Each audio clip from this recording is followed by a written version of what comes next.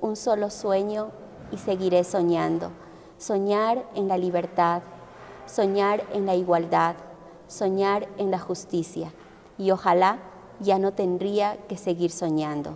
Pensamiento de Martin Luther King.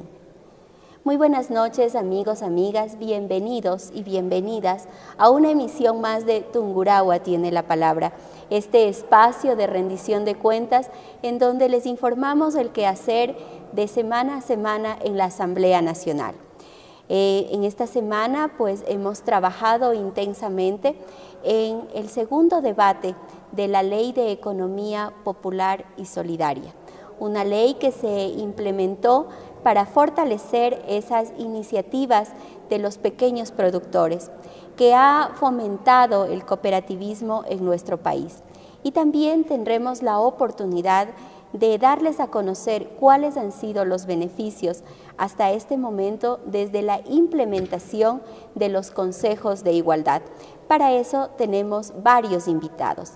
Empecemos entonces con Tungurahua tiene la palabra. ¿Cómo estás, Paulo César?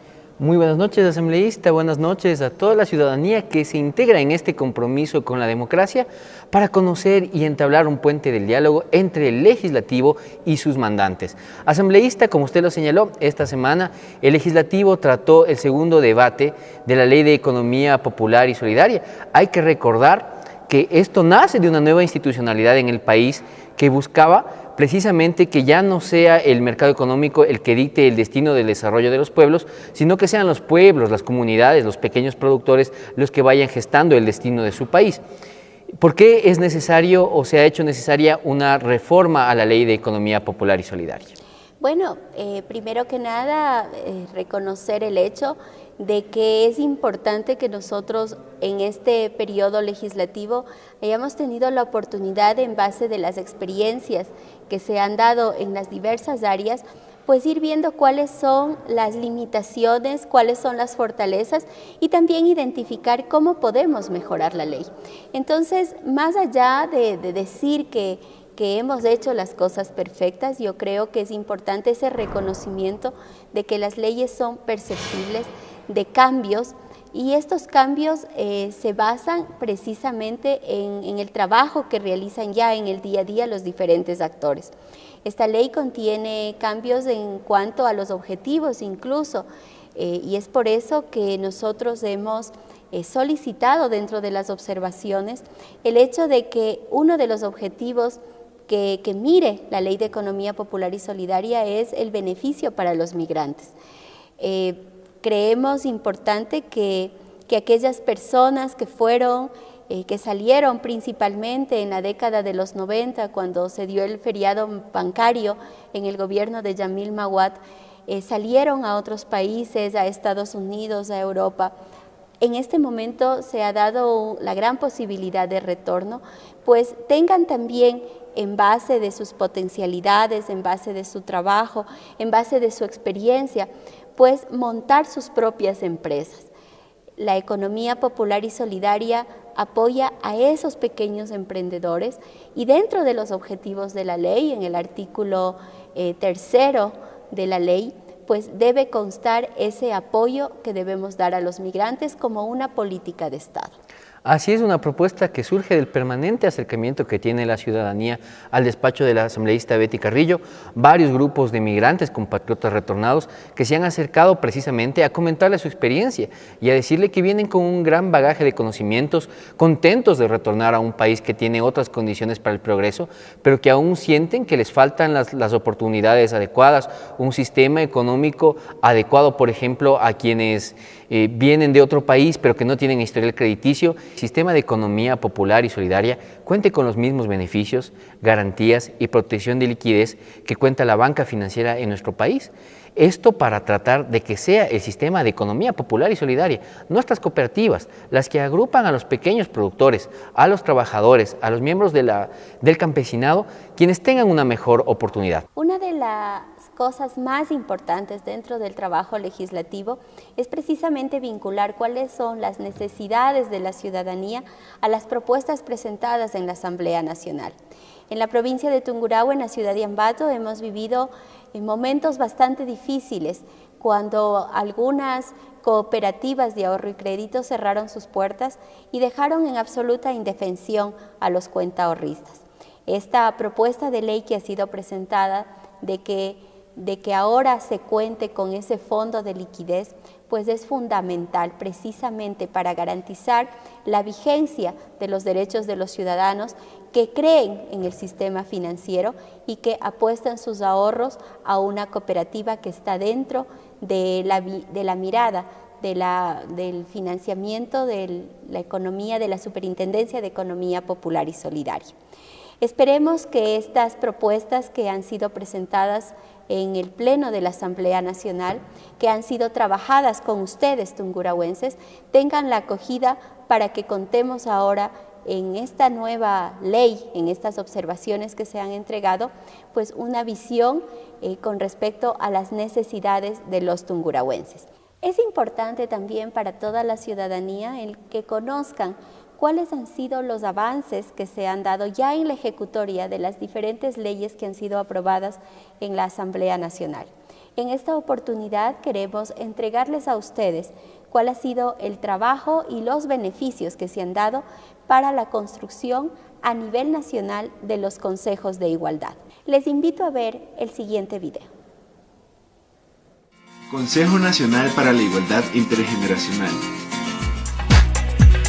Los Consejos Nacionales para la Igualdad velan por el cumplimiento de los derechos de todas las personas sin excepción.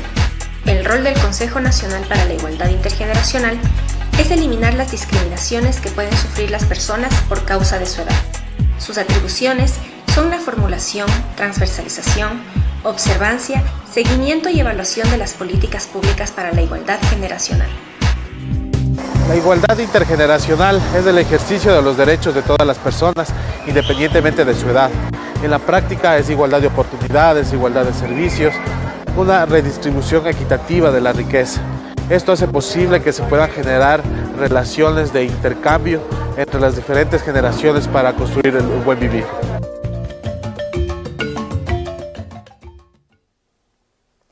Es importante el trabajo que se ha venido realizando a través del Consejo Nacional de Igualdad, pero también tenemos nuestros actores, partícipes de esos cambios y de ese avance que han tenido las diferentes etnias, una de ellas los indígenas. El movimiento indígena de Tungurahua tiene su propia visión con respecto a cómo eran ellos catalogados antes de esta década y cómo ha progresado sus derechos. Escuchemos cuál es el criterio de un alto dirigente del movimiento indígena de Tungurahua, Pedro Aguagallo. Bueno, mi nombre es Pedro Aguagallo, soy del pueblo Chibuleo. Actualmente ejerzo como técnico del movimiento indígena de Tungurahua.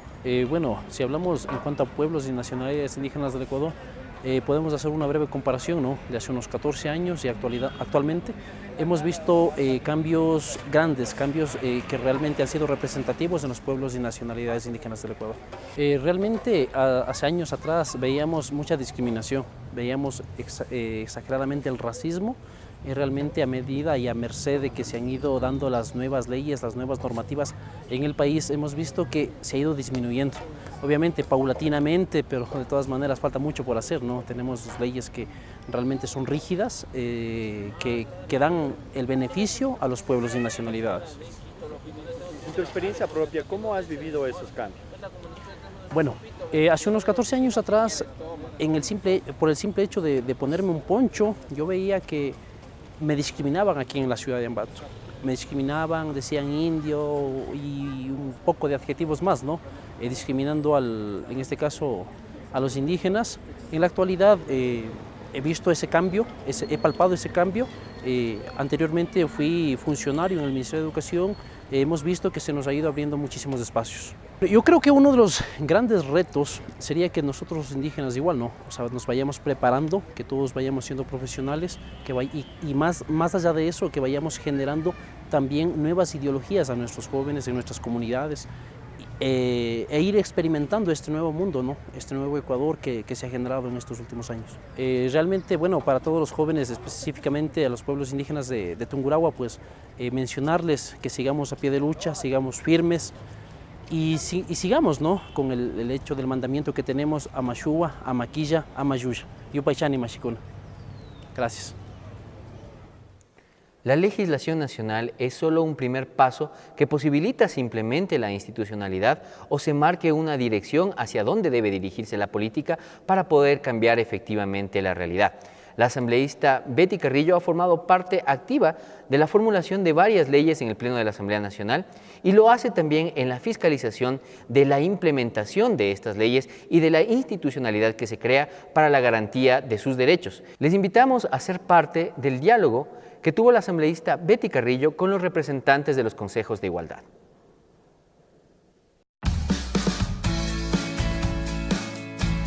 Discriminar a una persona por su edad es una forma de violencia. Si cambiamos nuestras actitudes y miradas, no habrá personas que sean invisibilizadas, pasen desapercibidas o sean discriminadas. La igualdad intergeneracional tiene que ver con el buen vivir y es responsabilidad de la familia, la sociedad y el Estado. Si discriminas, te discriminas.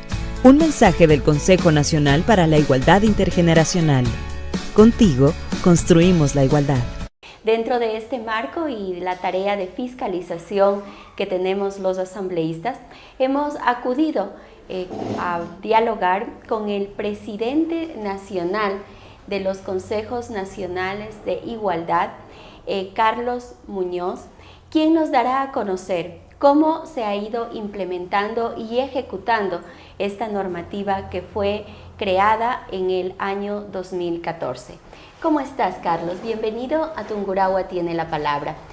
Dinos cómo es que se ha ido realizando el trabajo en la implementación de los consejos de igualdad que reemplazan a los consejos de la niñez y adolescencia, a los consejos de discapacidades, que es el CONADIS, que reemplaza también al CONAMU, al Consejo Nacional de Mujeres, es decir, se ha convertido en una instancia superior con una gran responsabilidad social. Bueno, buenos días, muchas gracias por la invitación. En realidad, para topar el tema de los consejos de igualdad, creo que es importante mencionar que los consejos de igualdad son resultado de una lucha social de las organizaciones sociales. En determinado momento, como se mencionó, no es que los consejos de igualdad reemplacen a otros consejos, sino más bien se han complementado en función de las necesidades que tiene la sociedad. Esto quiere decir, por ejemplo, son 5 consejos, ¿no? El Consejo de Igualdad Intergeneracional, que tiene que ver con la relación que existe entre los diferentes grupos etarios, que antes era el Consejo de la Niñez y Adolescencia, ahora se complementó no solo en niñez, sino en adolescencia, juventud y adulto mayor, el Consejo de Pueblos, el Consejo de Discapacidades, de Movilidad Humana, que son consejos que conforman todo lo que establece la Constitución, ¿no? Entonces, creo que es importante mencionar esto porque expresan primero la voluntad de la sociedad establecida en la Constitución y también muestran que hay una institucionalidad preocupada por la atención a los grupos de atención prioritaria, que antes se los denominaba grupos vulnerables. Ventajosamente se ha cambiado esa forma de ver a estos grupos que se encuentran en desigualdad, y la función que tenemos a través de la Constitución es asegurar el cumplimiento de los derechos de los grupos de atención prioritaria. ¿Tú crees que en este momento podríamos decir que esos grupos tienen una participación más activa con respecto a la toma de decisiones en las políticas públicas, o qué falta por hacer?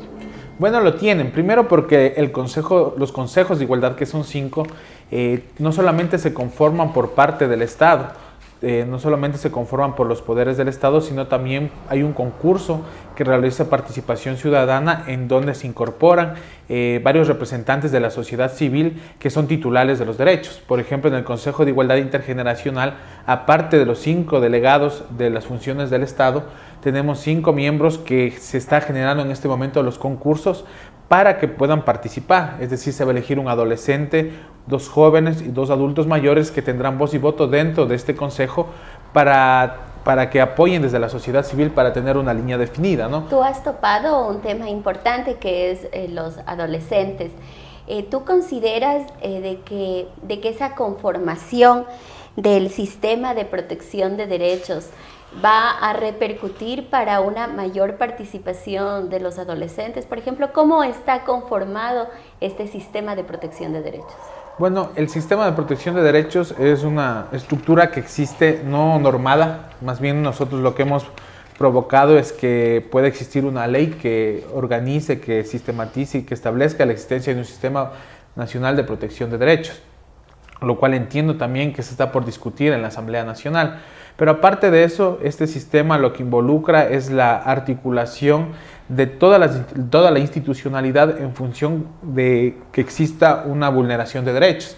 Es decir, si es que hay una denuncia de vulneración de derechos, cómo se activa el Consejo de la Judicatura, la Fiscalía, las diferentes instituciones, el Consejo de Igualdad, de la Defensoría del Pueblo. La idea es que este sistema se pueda articular y se pueda definir en una ley que sirva primero para garantizar que haya una restitución de los derechos en caso de que exista vulnerabilidad y garantizar el cumplimiento de los derechos. Entonces, en sí, el sistema lo que involucra es la activación de todas las instituciones públicas para la defensa de los derechos en el caso de que exista una vulneración de derechos de los grupos de atención prioritaria. Te cuento que en la Asamblea Nacional nosotros de manera permanente estamos recibiendo demandas de grupos que están vinculados con la niñez y adolescencia, de jóvenes que piden una ley de la juventud. En estos días estuvieron en la Asamblea Nacional personas de la tercera edad que piden una ley para el adulto mayor. Y bueno, o sea, son demandas que se pensaba iban a ser cubiertas en el código denominado ciclo de vida. Sin embargo, eso no progresó en la Asamblea Nacional y personalmente considero de que vamos a tener que legislar grupo por grupo, ¿no es cierto?, tomando en consideración sus diferentes características. Pero creo también importante de que nosotros sepamos bien cómo está funcionando, cómo desde la institucionalidad de los Consejos Nacional de la Niñez se mira la creación del Consejo de Igualdad Intergeneracional, que es el que abarcaría precisamente todos los grupos por edades, ¿no es cierto? ¿Cuál es la mirada de este y la visión que tienen ustedes con respecto a este sistema de igualdad intergeneracional?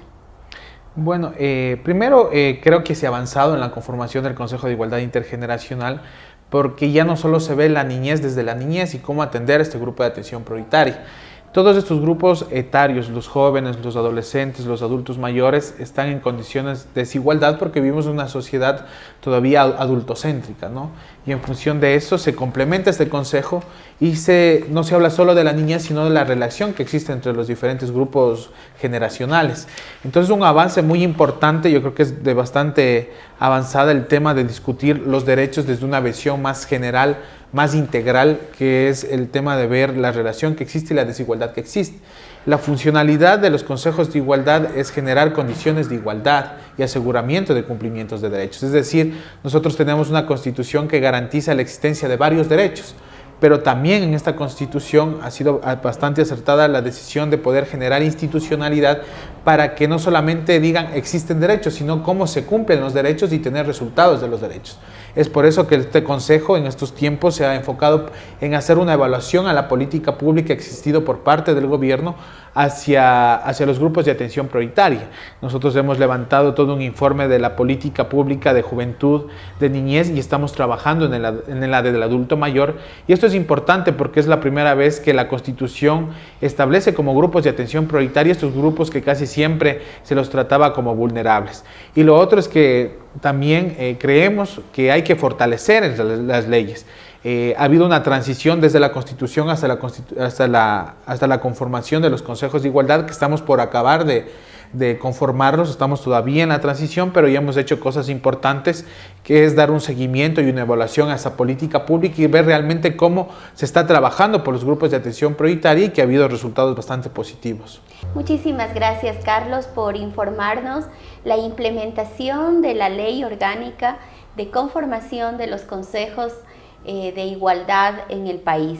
Y también esa cordial invitación para que ustedes, representantes de los adultos mayores, de los jóvenes, de las mujeres, de la interculturalidad, puedan participar y puedan no solamente desde lejos, pues decir esto está bien o esto está mal, sino que en este momento existe la posibilidad de manera directa formar parte de los cambios en la política pública en nuestro país. Te agradecemos mucho tu participación, esperamos de que se siga cumpliendo con el mandato de la ley.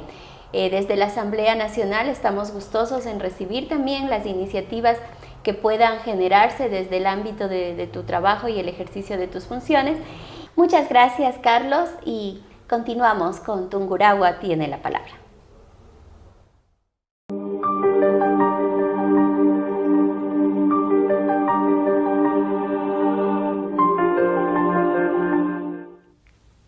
Y continuamos con Tungurahua tiene la palabra. En esta oportunidad vamos a tener un diálogo con la doctora Consuelo Bowen. Ella es presidenta del Consejo Nacional por la Igualdad de Género y es importantísimo esta función que aquí se realiza porque viene a reemplazar al anterior Consejo Nacional de Mujeres, CONAMU, que era una institución que simplemente estaba diseñada por un decreto, y ahora en cambio tenemos un consejo que parte de un mandato constitucional, que parte de un mandato legal y que ahora se está implementando. Creo que esto es fundamental porque para todas las mujeres se constituye en una puerta abierta y segura en la permanencia y en la lucha por los derechos de las mujeres. ¿Cómo estás, Consuelo? Muy bien, muchas gracias por la oportunidad de dirigirme al público de la provincia de Tungurahua. Qué bueno poder estar en contacto y que nos oigan las mujeres especialmente de esta provincia. El tema del Consejo Nacional para la Igualdad de Género, como está previsto en la Constitución de la República, en los artículos 156 y 157, son organismos, son consejos al más alto nivel que tienen como deber, entre otras cosas, la coformulación, la observancia de la política pública desde los diferentes enfoques.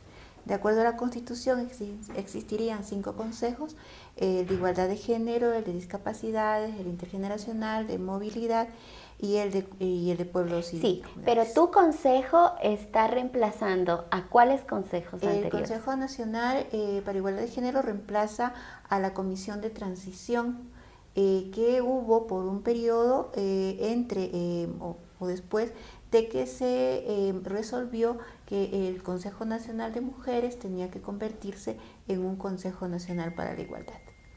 Muy bien, y cuéntanos, desde que entró en vigencia la ley en julio del 2014, ¿cuáles han sido los cambios que tú has implementado para lograr ese objetivo fundamental, una mayor participación de las mujeres en la toma de decisiones? Bueno, realmente el Consejo de Igualdad está constituido desde abril de este año, en que el presidente de la República tomó la decisión de designar a su representante en mi persona, igual en los otros consejos. Como decía, antes hubo la Comisión de Transición que también tuvo algunos elementos, algunos trabajos importantes para aplicar sobre todo los mandatos de la Constitución de la República. ¿Tú crees que desde la vigencia en abril del 2016 sería, ¿no es cierto? 2016. Ya, desde abril del 2016 tú estás al frente. ¿Crees que tú sientes que las mujeres ahora tienen una mayor participación en la política pública? Las mujeres sin duda tienen desde hace 10 años más participación en lo que es la política pública, y desde que se constituyó el Consejo tiene una herramienta básica para que esa participación sea mucho más proactiva y mucho más consistente, que sea más institucionalizada, que es lo que las mujeres queremos. Sin duda ¿Por qué es importante la institucionalización? Porque quiere decir que cualquier gobierno, cualquier administración que venga debe respetar esos avances de derechos. Es decir, que no dependan, como en este caso, de la voluntad del gobierno para que hayan avances, sino que sean parte de la institucionalidad del Estado. Como el Consejo de Igualdad, por ejemplo, está en la Constitución de la República, gracias a este gobierno, es importante entonces que los otros gobiernos, cualquiera que sea respeten esa institucionalidad y lo que dice la Constitución de la República. Nosotros desde la Asamblea Nacional hemos hecho leyes importantes que han dado pasos gigantes en favor de las mujeres, por ejemplo, la implementación de la figura del femicidio, como por ejemplo el hecho de que ahora se tenga el despido ineficaz a las mujeres embarazadas, políticas que se las ha ido implementando. Ustedes como Consejo de Mujeres tienen la obligación de la vigilancia y el cumplimiento de esto. Sí. ¿Han hecho algún seguimiento con respecto a estos dos temas puntuales, el uno en el ámbito penal, el otro en el ámbito laboral? Así es. En cuanto a la violencia, que ha sido uno de los banderas más importantes desde el 2007, en que el gobierno, el presidente de la República, estableció que la eliminación de la violencia hacia las mujeres es una política de Estado. El Consejo de Igualdad, el Consejo de Mujeres, la Comisión de Transición estuvo en el Plan Nacional para la Erradicación de la Violencia de Género hacia niños, niñas, adolescentes, en la cual obviamente se establece la cooperación interinstitucional para poder establecer políticas públicas. De pronto lo más importante y lo más visible, por ejemplo, ha sido a través del Ministerio de Justicia la implementación de las casas y centros para atención gratuita a víctimas de violencia de género. El tema también de las campañas que a través de otros ministerios hemos podido colaborar, establecer para la erradicación del machismo. ¿Qué tan difícil ha sido en una sociedad machista tu trabajo? Es bastante complicado en cuanto a los retos que tiene. El ser parte de un movimiento de mujeres, yo pertenezco al movimiento de mujeres hace más de 20 años, el poder alzar la voz en estos tiempos, hemos tenido obviamente el respaldo del gobierno, de este gobierno que ha dado oídos, que ha prestado oídos a esas reivindicaciones, ha sido importante. Sin embargo, los retos continúan. Yo siempre pongo de ejemplo justamente el tema de violencia. Cuando empezó con la ley contra la violencia a la mujer y la familia en 1995, y nosotros litigábamos en esa época en Guayaquil, había todo un tema de vergüenza incluso para hacer o tomar medidas en pro de la víctima. Recuerdo perfectamente cómo la policía en ese tiempo debía ser convencida para que aplique las medidas de protección. Había que convencer a un patrullero para que acompañe a aplicar medidas. Ahora ya es un mandato legal el que la policía, por ejemplo, dé auxilio a las víctimas a través de diferentes mecanismos. Es un mandato legal que ya está en el COID, ya no en una ley especial que muchas veces no era bien aplicada y ni siquiera por las entonces comisarías de la mujer. Quienes litigamos en esa época en las comisarías de la mujer y la familia, conocemos que eran comisarías con espacios muy reducidos, que apenas tenían presupuesto, que además eran poco apreciadas por las autoridades de la época, a lo que es ahora con unas unidades de atención a víctimas de violencia intrafamiliar, a lo que es ahora en el Consejo de la Judicatura, en el sistema judicial, el tema de las unidades de atención a violencia intrafamiliar. Es otra ¿Cuál historia. es el reto de Consuelo Bowen en este 2017 relacionado a ese importante trabajo que tú lo tienes que llevar a cabo? Un trabajo que parte, pienso yo, de la concientización social de los derechos que tenemos las mujeres, de los espacios laborales, de los espacios en seguridad social, que mira tú, es otro logro de la Asamblea Nacional en la comisión también que yo en ese momento presidía, la incorporación y el acceso de las amas de casa a la seguridad social. ¿Cuáles son los objetivos y los retos que tú tienes? Dejar un Consejo de Igualdad de Género consolidado. Hay que dejar esta institucionalidad ya absolutamente construida. Una institucionalidad con conciencia, porque si no, no funciona. Tiene que ser con conciencia, obviamente, como bien indicas, porque no sería ni compatible ni coherente el que haya una institucionalidad sin un contenido que le dé operatividad y que realmente le sirva a las mujeres. Este es un espacio de coparticipación con el Estado. Aquí hay que elegir a los representantes de la sociedad civil para que sean parte de la política pública del Estado. Es todo un reto, sin embargo, dejar esta institución ya construida para que sirva precisamente a eso. Mi objetivo como presidenta de este consejo es eso, dejar ya la institucionalidad completamente en función para que pueda ser utilizada no por el Estado, sino por la sociedad en conversación, en diálogo permanente con el Estado. Muchísimas gracias a Consuelo Bowen, quien está al frente del Consejo Nacional de Igualdad en Defensa de las Mujeres. Una importante tarea, un trabajo que se lo ha venido construyendo de a poquito, que inició en 1997 y que se lo ha ido de manera permanente, ha ido avanzando. Esperamos, Consuelo, que tu trabajo de esa institucionalización importante con conciencia que se dé en todas las provincias tenga los frutos para que las mujeres podamos ir generando y construyendo una sociedad más justa en donde tengamos las mismas oportunidades en trabajo, en salud, en bienestar, en seguridad social. Les agradecemos su acompañamiento en esta rendición de cuentas y ahora fiscalización semanal en Tungurahua tiene la palabra. Les invitamos el día de mañana para que nos sigan a través de Tungurahua tiene la palabra en su emisora preferida.